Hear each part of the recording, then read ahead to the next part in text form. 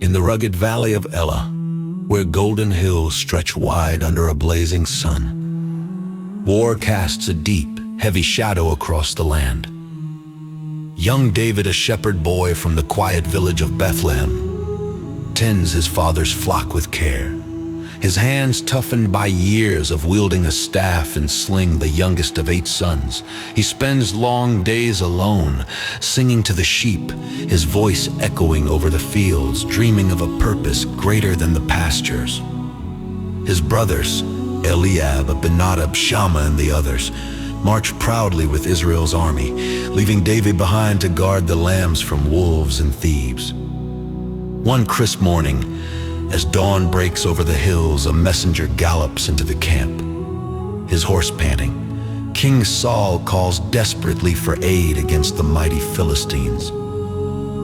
David's father, Jesse, an aging man with wise eyes, hands him a satchel of fresh bread and cheese. "Take this to your brothers," he instructs, his voice steady, unaware this simple task will forge a legend that echoes through time. David sets out, the journey long and dusty, the air growing thick with the tension of battle as he nears the Israelite camp. As he arrives, a towering figure emerges from the Philistine lines, Goliath, a giant standing 9 feet tall, his bronze armor glinting like a storm cloud under the midday sun, his spear a tree trunk in his grasp. For 40 days and nights, this warrior strides out twice daily, morning and evening, his voice a thunderclap that shakes the valley's stones. "Send me a man to fight," he roars, his challenge met only by silence and fear. The Israelites shrink back, their courage drained, fear rooting them to the ground as Goliath's laughter fills the air. David, eyes wide with wonder, turns to a trembling soldier nearby. Who is this uncircumcised Philistine to defy the armies of the living God? He asks, his voice firm despite his youth. Word of his boldness reaches King Saul, who summons the boy to his tent. "You're too young for such a battle," Saul warns, his brow furrowed with concern. David stands tall, undaunted. "I've faced lions and bears with God's strength. He will save me now as he did then," he declares with quiet confidence. Saul, impressed yet hesitant, offers his royal armor, a gleaming suit that clatters to the ground when David tries it on, too heavy for his slight frame.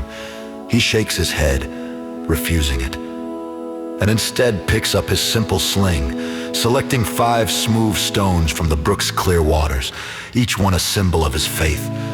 Goliath spots the boy approaching and laughs, a sound like rolling boulders down a mountainside.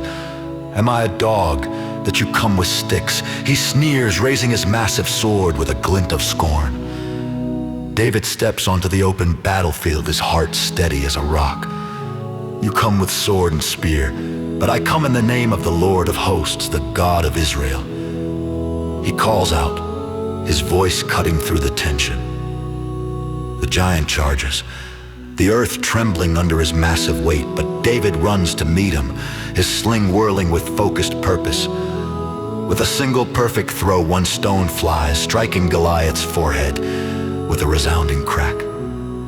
The giant sways, his eyes glazing over, then crashes down hard, his armor rattling in the dust as silence falls over the valley. The Israelites leap up as one, swords flashing in the sunlight, chasing the fleeing Philistines with a roar of victory that shakes the hills. David stands over the fallen giant, his breath heavy, his faith unshaken, a shepherd boy, now a hero. Saul approaches, his crown glinting in the fading light. "Who are you, brave one?" he asks, voice filled with awe. David bows low. "I am David, son of Jesse, a humble servant of God," he replies with grace. The valley erupts.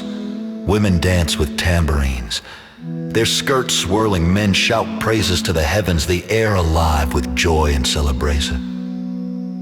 Yet David, true to his heart, slips away from the glory, returning to his sheep, his humility a quiet strength.